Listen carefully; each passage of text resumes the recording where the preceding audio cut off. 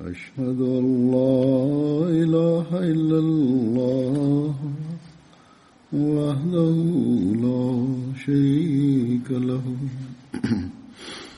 وأشهد أن محمدا عبده ورسوله أما بعد فأعوذ بالله من الشيطان الرجيم بسم الله الرحمن الرحيم الحمد لله رب العالمين الرحمن الرحيم مالك يوم الدين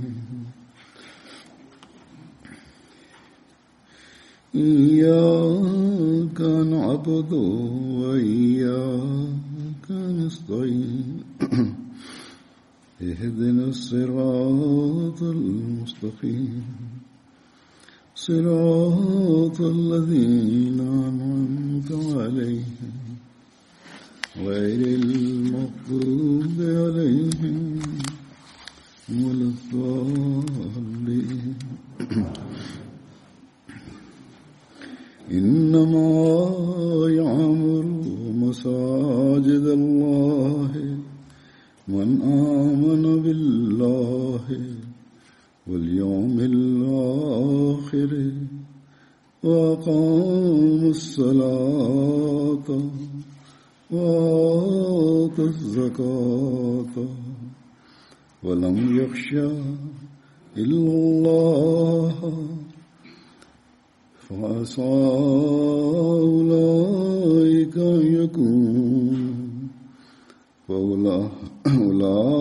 أن يكونوا من المهتدين.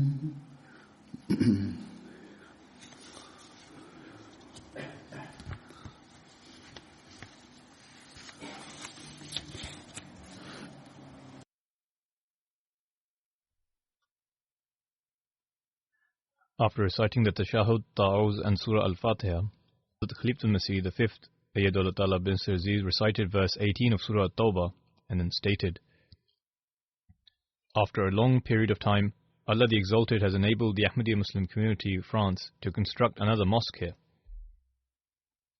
By the grace of Allah, there is a large number of converts and non-Pakistani Ahmadis in this city of Strasbourg.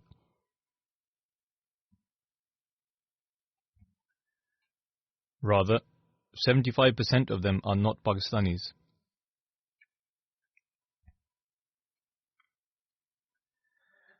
By the grace of Allah, they are very sincere and loyal, and Allah the Exalted has granted them a mosque here.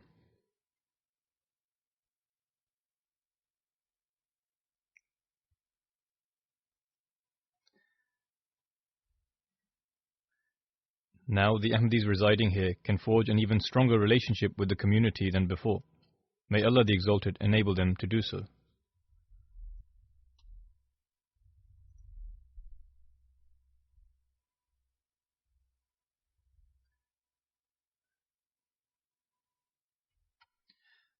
I will now read out the translation of the verse which was recited earlier and which you all heard. He alone can keep the mosques of Allah in a good and flourishing condition who believes in Allah and the last day, and observes prayer and pays the zakat, and fears none but Allah. So these it is who may be among those who reach the goal.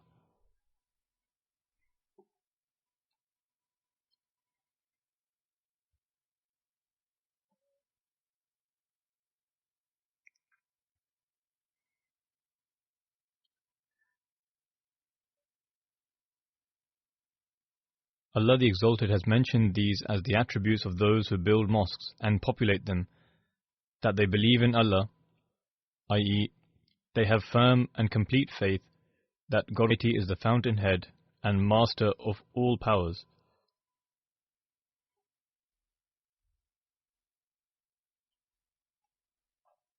And that all else beside Him is of no value.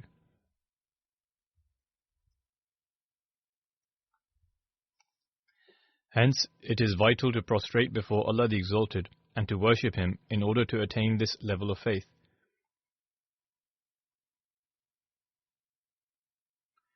Allah the Exalted increases those who bow down before Him in faith and certainty.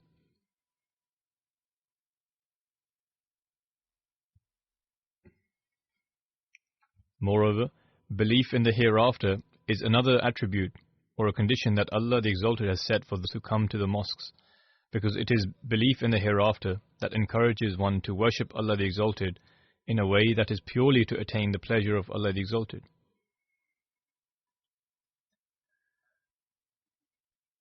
Elucidating on this matter, on one occasion the promised Messiah ﷺ stated,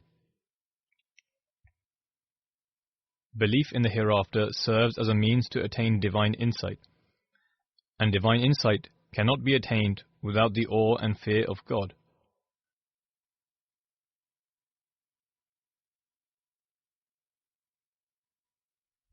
Thus, remember that when a person begins to doubt the hereafter, puts a person's faith in danger and taints the prospect of a good end.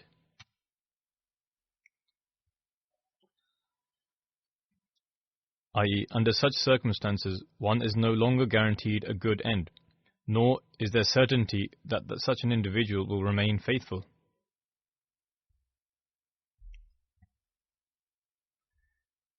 Thus, a true worshipper and one who populates mosques is in fact one who never has a doubt in his heart about the hereafter, and who remains bowed down before Allah the Exalted in order to attain a good end.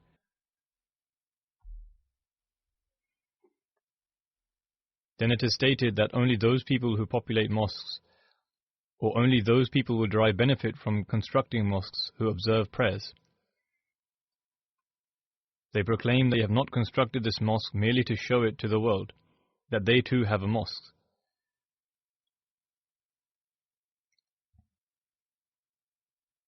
Rather, ensuring that they go to offer prayers 5 times a day then becomes their duty.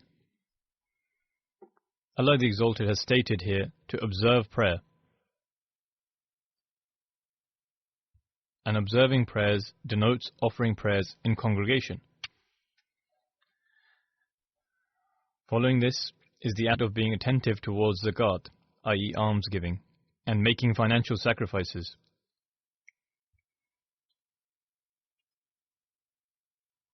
Hence, making sacrifices for the propagation of the religion of Allah the Exalted and fulfilling the rights of the creation of Allah should be distinct qualities of those who populate mosques.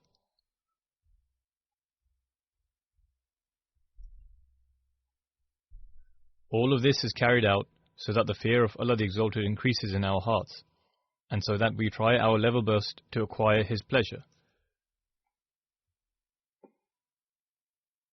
Allah the Exalted says that those who do all of this are the very individuals who, in the sight of Allah, are guided, or will be counted among the guided people.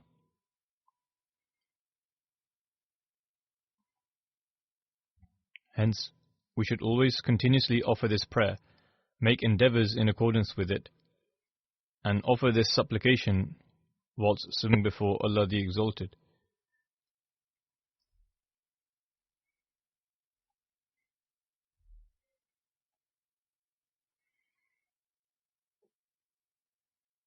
New Ahmadi converts and those who are Ahmadi by birth ought to bear this in mind.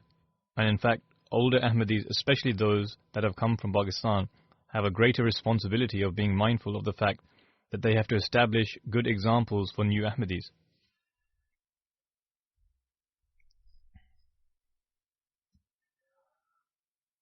They ought to pray that after the construction of this mosque, in line with this mindset, and whilst transforming their practical conditions in accordance with God's commands, may He grant us the ability to populate this mosque and include us among those who have been guided.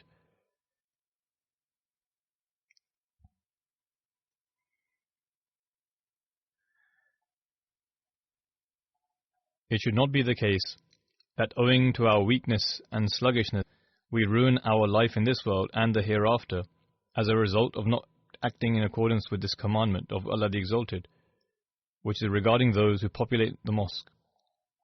May He have mercy on us, protect us from going astray, Continue to guide us on the right path, and always keep our intentions pure and virtuous, and make us among those who fulfill the rights of God and become those who convey the message of God's religion in this area.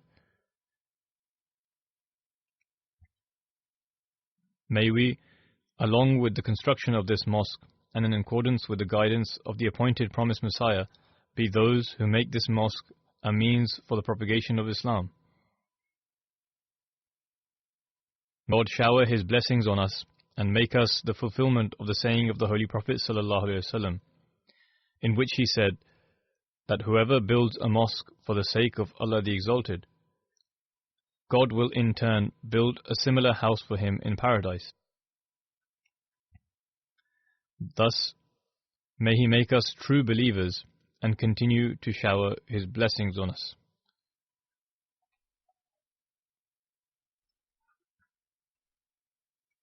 In order to achieve this, every Ahmadi must first and foremost evaluate their prayers as to whether or not they are mindful of offering the 5 daily prayers regularly.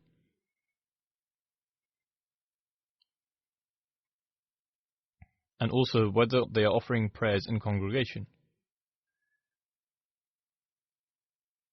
It is not sufficient to merely say that our mosque has been built.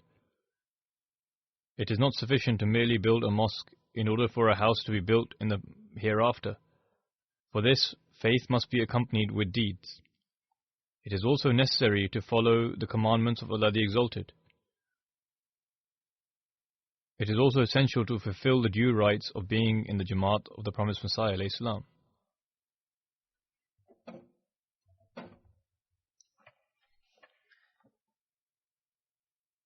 Each year, Muslims build thousands of mosques.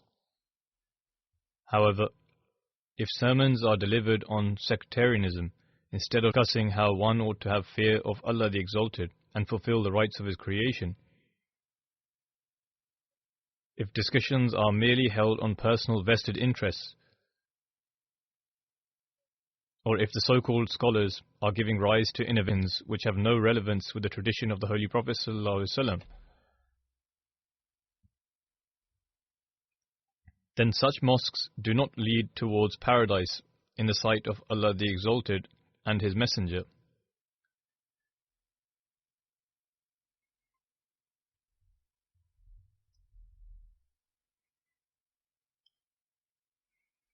Thus, to fulfill the rights of a mosque, to make it the means of leading a person to paradise, and to have a house built for oneself in paradise are enormous responsibilities.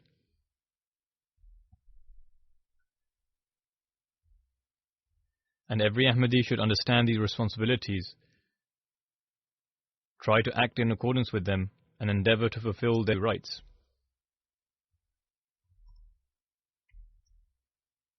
Furthermore, it is necessary to understand and act in accordance with the manner in which the ardent devotee of the Holy Prophet ﷺ has guided us in this era on how to become a true Muslim, how to fulfill the rights of our worship and mosques, and how we can fulfill the rights of the creation of Allah the Exalted.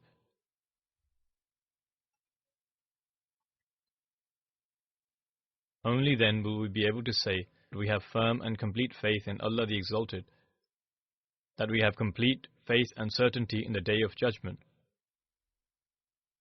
that we establish and maintain our prayers in order to acquire the pleasure of Allah the Exalted,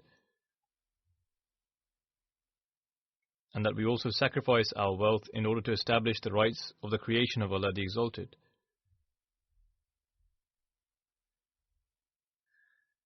If we are fearful of any being, then it is God Almighty alone. Only the fear of Allah the Exalted can be found in our hearts, as we have love for Him. We do not fear anything in this material world, nor do we love any worldly object in the same manner as we love God the Exalted. We are those who sacrifice their worldly interests for the sake of our faith and religion. I will present some of the guidance of the promised Messiah ﷺ, which he has given us in order to become true Ahmadis, true servants of God the Exalted. The promised Messiah ﷺ states,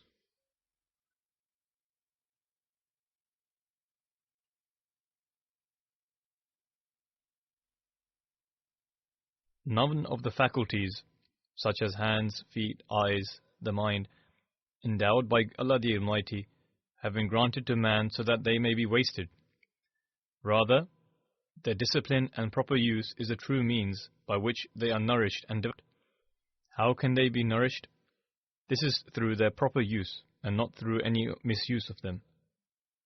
This is why Islam has not taught that the faculties of virility be slaughtered completely or that the eye be gouged out. Instead, teaches their proper use and the purifications of one's inner self. It does not teach that since a person will be inclined towards leering, therefore the eyes should be removed. Rather, they should be used appropriately. Or it is not the case that one destroy their faculty of virility. Rather, the true deed is to use them in a pious and appropriate manner. In this respect, Allah the Exalted states, قَدْ أَفْلَحَ الْمُؤْمِنُونَ, meaning surely success does come to the believers. Then after illustrating the life of a righteous person, God Almighty draws a conclusion in the following words, أُولَٰئِكَ هُمُ الْمُفْلِحُونَ, and it is they who shall prosper. First, God Almighty explained the qualities of a believer and said, قَدْ أَفْلَحَ الْمُؤْمِنُونَ, and then said, وَأُولَٰئِكَ هُمُ الْمُفْلِحُونَ. That is to say, those who tread the path of righteousness, those who believe in the unseen, those who establish or set up right their prayer when it begins to fall, as it were, those who give from that which is bestowed to them by God, those who, irrespective of their own thoughts and desires, believe in all the divine scriptures sent by God. Since God has stated to believe in all the scriptures, they believe in them. Ultimately attain to the level of certainty. It is these very people who are truly guided and who tread a path that goes on to lead a person to success.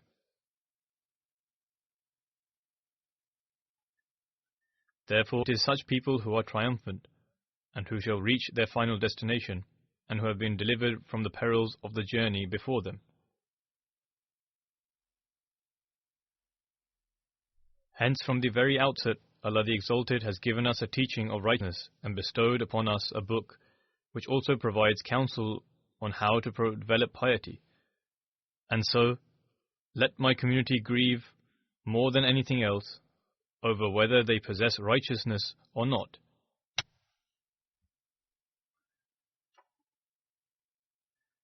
How can one determine whether or not they possess taqwa, i.e. righteousness, and who is truly a muttaqi, i.e. a righteous person?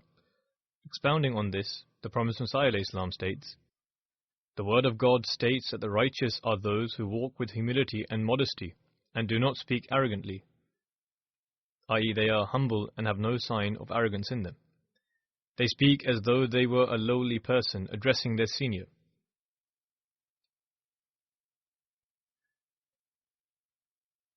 In any case, we should act in a manner that brings about our prosperity. None can claim a monopoly over Allah the Almighty, for He desires righteousness alone. One who adopts righteousness shall attain a lofty status. The Promised Messiah ﷺ states, the Holy Prophet, peace and blessings of Allah be upon him, or Abraham, on whom be peace, did not receive honor by any inheritance.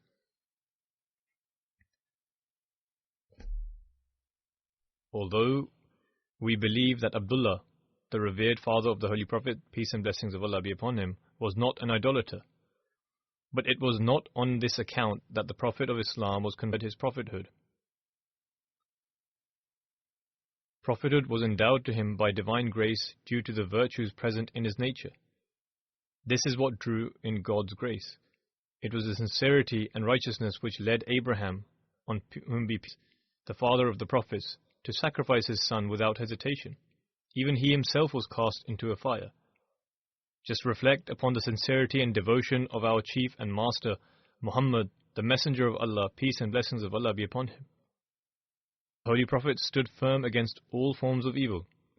He bore diverse trials and tribulations, but did not care in the least. It was this sincerity and devotion which moved Allah the Exalted to shower His grace. It is for this reason He states, إِنَّ اللَّهَ وَمَلَائِكَتَهُ يُصَلُّونَ عَلَى النَّبِيِّ. Ya ayyuhalladhina amanu, sallu alayhi wa sallimu taslima. Meaning, Allah Almighty and all His angels send blessings upon the Messenger. O ye who believe, you also should invoke blessings and peace upon the Prophet. Thus, we have been commanded that if we wish for our prayers to be granted acceptance, then we must recite the durood, i.e. invoking salutations upon the Holy Prophet ﷺ. Without reciting the durood, one's supplications cannot reach to the heavens, and nor can one attain any form of success. Therefore, in order to improve one's standard of worship and to attain the nearness of God Almighty, one must recite the durood. Indeed, one who recites the durood will naturally be mindful of the noble example of the Holy Prophet ﷺ. What did the Holy Prophet ﷺ say regarding the prayers, and what instruction did he impart to his followers? The Holy Prophet ﷺ stated that salat was the delight of his eyes.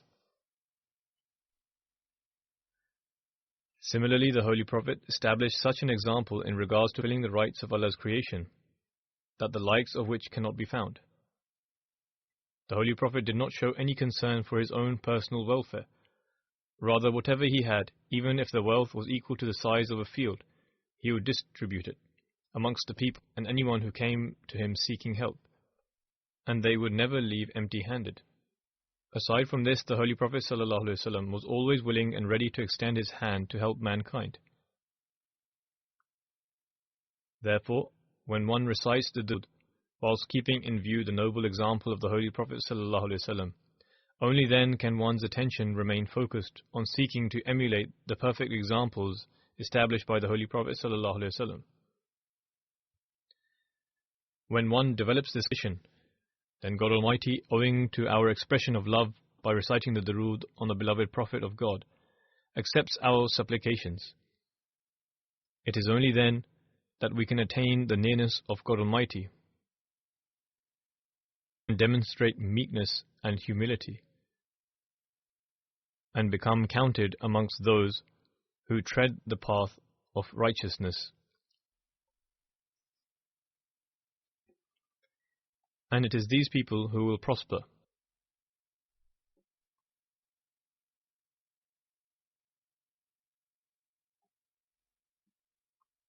The promised Messiah ﷺ states, if one possesses only verbal claims, then remember that this is of no benefit.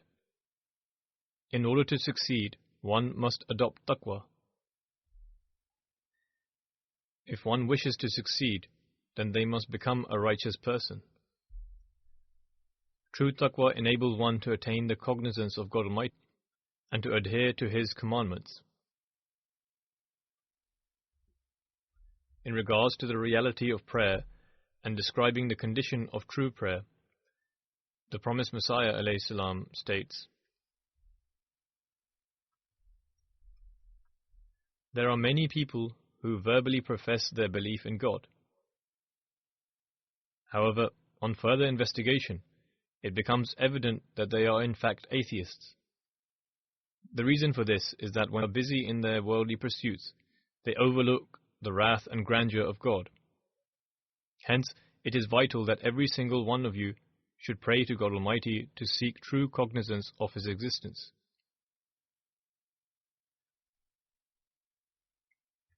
However, that can only be attained when one realizes that abandoning God is tantamount to death. When one prays to abstain from sin, at the same time, one should never forsake the measures required to achieve this. To seek prayer and to exert one's own physical efforts are both essential. You should eschew every assembly and gathering that incites one to commit sin. Every one of you can assess for himself that which kind of gatherings, meetings, TV programs, etc. incite one towards sin, and therefore must be abandoned. One must not only abandon them, but also pray in this regard, because it is only to the grace of God Almighty that one can abandon such evils. Behold, unless one has the succor of God Almighty, one can never evade those trials that are destined for him.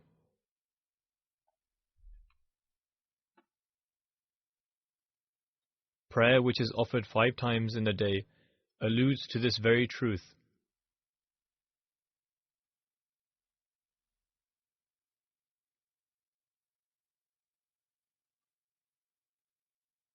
Prayer which is offered 5 times in a day alludes to this very truth, in that until it is not protected from one's inner passions and thoughts, it will certainly not be considered true prayer. Prayer certainly does not mean to simply go through the physical motions and to offer it merely as a ritual or as a customary practice. Prayer is where one's heart feels the soul melt and in an extreme state of fear falls at the threshold of God Almighty.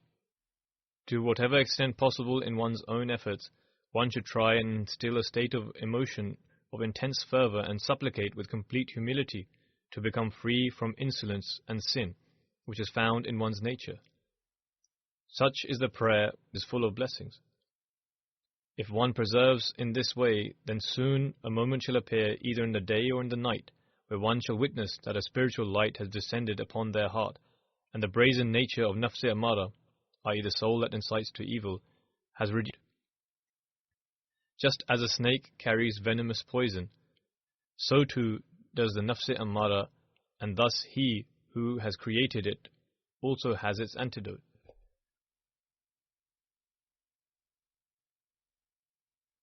In other words, it is God Almighty alone who can safeguard one from such ill. Thus, one should always seek the blessings of Allah the Almighty. Expounding on the importance of prayer, the Messiah ﷺ states that Salat is the essence of prayer, and without it one cannot fulfill the due rights of Allah the Almighty. Thus, one should remember that without Salat, or adhering to the methods prescribed by God Almighty, cannot fulfill the due rights of God Almighty. Also, Salat entails various conditions which must be fulfilled. Whilst observing Salat, one should always remember that they should stand before Allah the Almighty with utmost respect, courtesy, humility, full concentration, and seek the blessings of God Almighty. Further expounding on the condition of Salat, the Prophet ﷺ states, "Once I was pondering over the difference between Salat and prayer. In the Hadith it states, As-salatu hiya ad-du'a, As-salatu mukhul ibadah, meaning Salat is a form of prayer, and it is the essence of prayer. When a person prays solely for worldly material, it is not called Salat. A person supplicates, attends the mosque, begins to offer the 5 daily prayers, and demonstrates fervency in his prayers, but the reason is only because he faces certain difficulties. Therefore, if one only prays for worldly gains, it cannot be called Salat. However, when one prays with the intention to seek communion with God Almighty, win His pleasure, and stands before Allah the Almighty with utmost courtesy, humility, and concentration, but not for his own personal reasons, rather to seek the pleasure of Allah the Almighty, that is when it is called Salat. True prayer is when a sincere and holy relationship is established with God and the worshipper. This is the means through which one can attain the nearness of God Almighty and safeguards one from inappropriate things.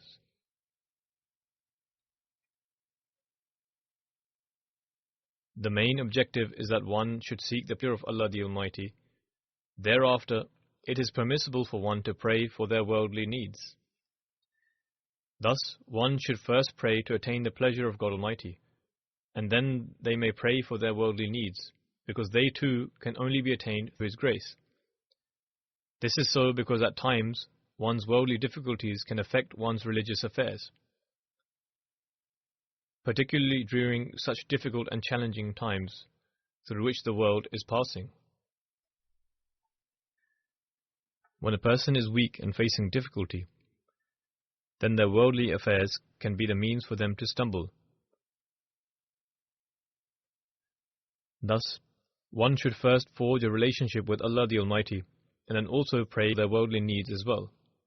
The Prophet ﷺ states that the word Salat alludes to burning, just like something burns in fire. Thus, one's level of fervency in prayer should be similar to this state of burning. When one reaches this state as if one is nearing death, that is true salat. Thus, this is the reality of salat, which we should all try to attain. May God Almighty grant us the opportunity to do so. Further explaining this, the Prophet ﷺ states, if one claims to be a believer, then it is essential for them to offer prayers. It is wrong to only offer salat only 3 or 4 times and yet claim to be a believer, because salat is the very root of faith.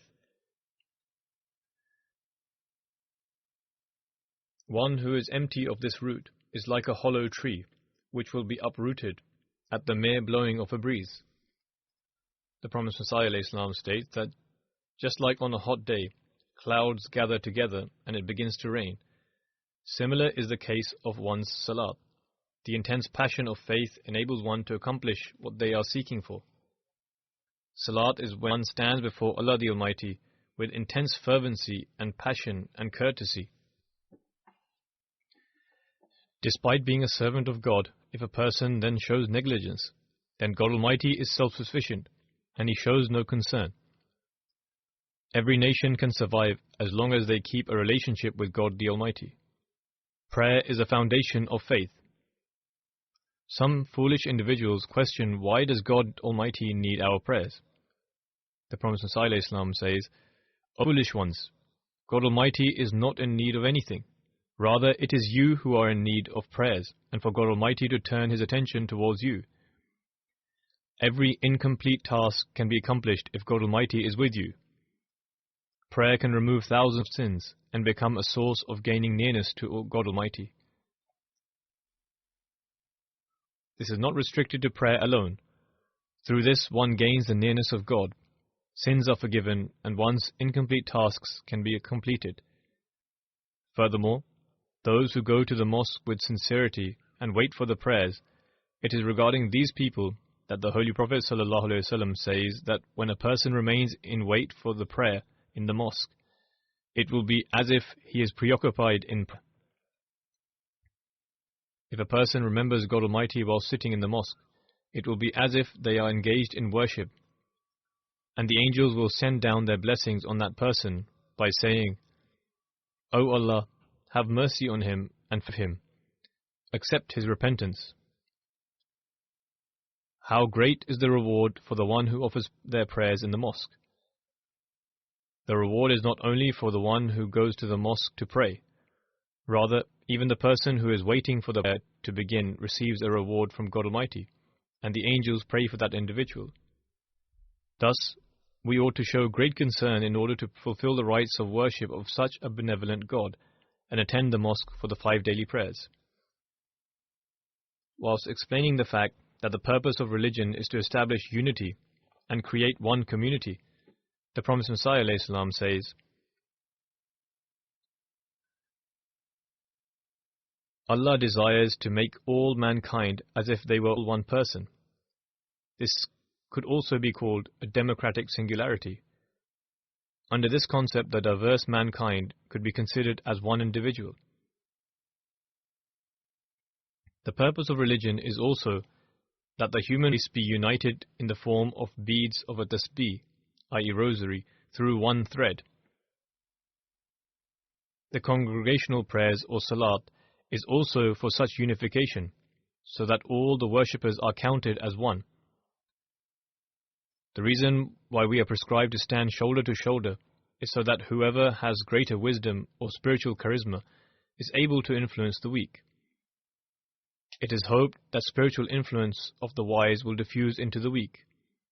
The Hajj also for the same plan. Allah started the plan of democratic singularity by instructing that all Muslims of a locality should say the 5 prayers in congregation in the local mosque, so that the moral qualities can be exchanged and the wisdom and light replaces weaknesses.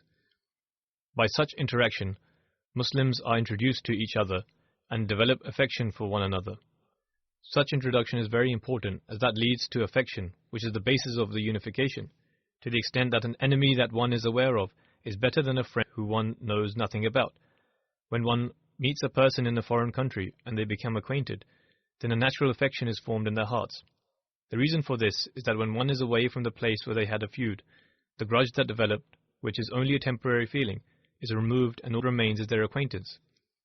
The second divine instruction is that on Friday, for the Friday prayer, Muslims should gather in the main mosque of the township. It is hard for all the people of the town to get together on a daily basis. Therefore, it was suggested that all the citizens of a town should at least weekly get acquainted with each other and promote unity. If here the distances are greater, then for those who have conveyance can easily come to the mosque every day. Furthermore, if one has the intention of populating the mosque, then they can go to the mosque. Nevertheless, even if someone is living far and is compelled, then it is vital for them to come for Jummah.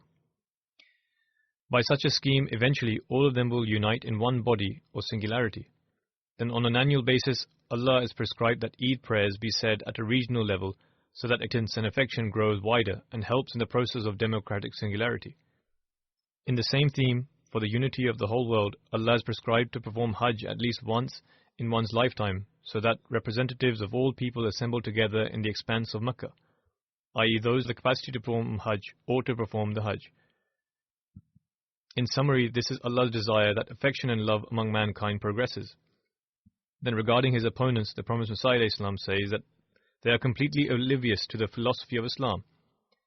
Those who are opposed to Islam are unaware of the reality of these matters, yet they raise allegations against the 5 daily prayers, and why Muslims have to offer Jummah once a week, and the purpose of the Eid prayers, etc. The Prophet ﷺ says that there is a philosophy behind these prayers, and we ought to bear this in mind. He further says, there is no carelessness in the commands of God Almighty, and to abstain from them completely is never possible. The Prophet ﷺ says, they are obvious to the great philosophy of Islam. One may show negligence or carelessness towards fulfilling obligations of one's superiors in a worldly capacity. However, it is not possible to show negligence and to abstain completely from the commands of God. Irrespective of the level of the faith of a Muslim, he will at least offer the Eid prayers. The benefit of all these gatherings is that the spiritual radiance of one would have an impact on the other, and thus would strengthen them. When people meet and interact with one another, it certainly has an impact. However, this is for those people who are very weak in faith. True faith is that one ought to offer their 5 daily prayers in the mosque. Now that Allah the Almighty has granted you this mosque, you ought to exemplify the aforementioned example of unity by gathering together, especially those who have the ease of conveyance. Derive the blessings of God by populating the mosque.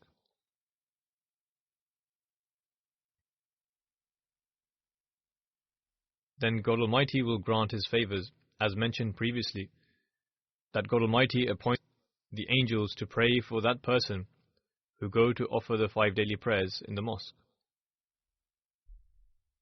Furthermore, God Almighty has stated that the prayer in congregation is 27 times more blessed. Thus, if God Almighty outlined these favors, and despite having the opportunity, we do not value them, then it will be most unfortunate. Every Ahmadi ought to ponder over this, and they must strive to come to the mosque. The Promised Messiah ﷺ says, O ye people who consider yourselves members of my community, you will be counted as such in heaven when you truly tread upon the ways of righteousness. So, offer the 5 daily prayers in such fear and with such complete attention as though you are actually beholding God Almighty.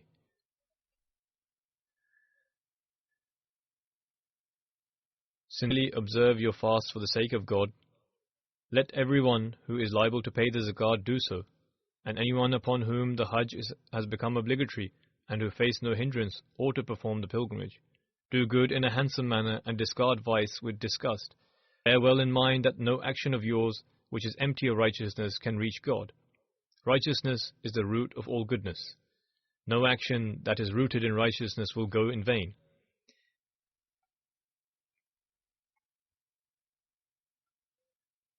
The Promised Messiah ﷺ further says, whenever harm befalls you, it will be from your own hands and not from the hands of your enemy. Even if you lose all honor on earth, God will bestow eternal honor upon you in heaven. So do not forsake him. The Messiah Islam continues, you are the last community of God. So practice virtue at its best. Anyone of you who becomes slothful will be cast out of the community like a foul thing, and will die in regret, and will be able to do harm to God. I gladly inform you that your God truly exists. Though all are his creation, but he chooses the one who chooses him. He comes to the one who goes to him. He bestows honor upon him who honors him, i.e. to man. May Allah the Almighty enable us to understand these heartfelt words of the promised Messiah and enable us to increase in our faith. May He enable us to fulfill the rites of worship and enable us to form an active connection with God Almighty. And may He enable us to keep this mosque populated. I will now present some details regarding the mosque. By the grace of Allah, a concerted effort was made for this mosque a few years ago, and God Almighty granted us this site, which is a total of 2,640 square meters. There is an existing 3-story building which has 15 rooms and a large hall.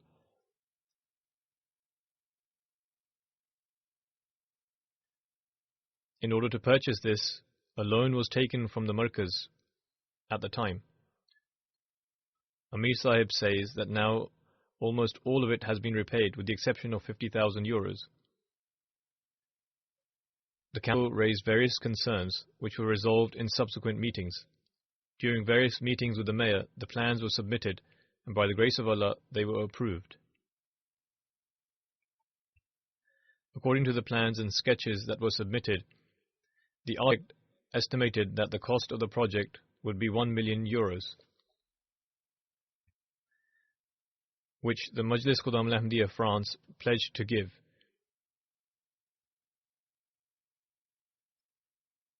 And took this on as their responsibility. However, by the grace of Allah, this mosque was completed in 530,000 euros.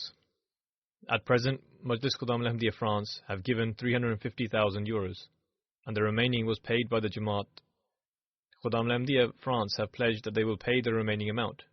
Khuddam al-Ahmadiyya have vowed to fulfill this, and perhaps they will do so. Not perhaps, rather, God willing, they will fulfill it. But why is the rest of the Jamaat abstaining from partaking in this? If this mosque has now been completed, then the Lajna and Ansar should work together to build a mosque, and they ought to construct another mosque within 3 years.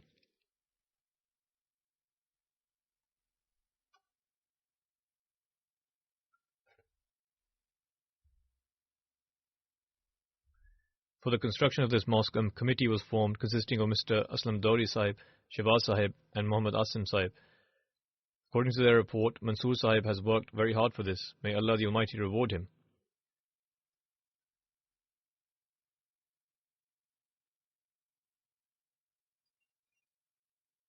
The official capacity of this mosque is for 250 worshippers, which the council has worked out according to its calculations. There is parking for 50 cars, 1 office for the Jamaat, an office for the Lajna, a library for men and women, and there is adequate lavatory facilities. The large parking hall is covered, and if there is an emergency, there is space for a further 125 people to offer prayers there. The pre-existing building contains 15 rooms, which were renovated and now can be used. This mosque is situated approximately 15 kilometers from Strasbourg. This is not a great distance in that those living far away will not be able to come for prayers. They can easily come. The covered area for the mosque and halls is 303 square meters. There is also a house for the missionary, as well as a 4-bedroom guest house.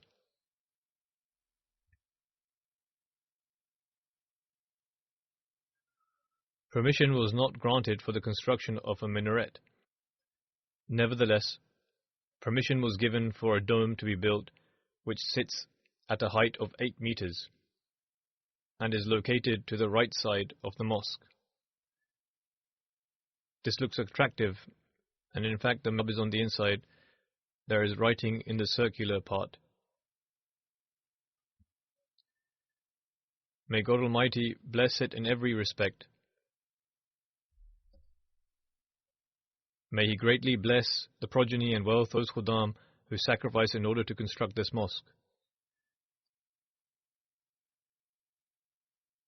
May this sacrifice not be limited to financial sacrifice alone.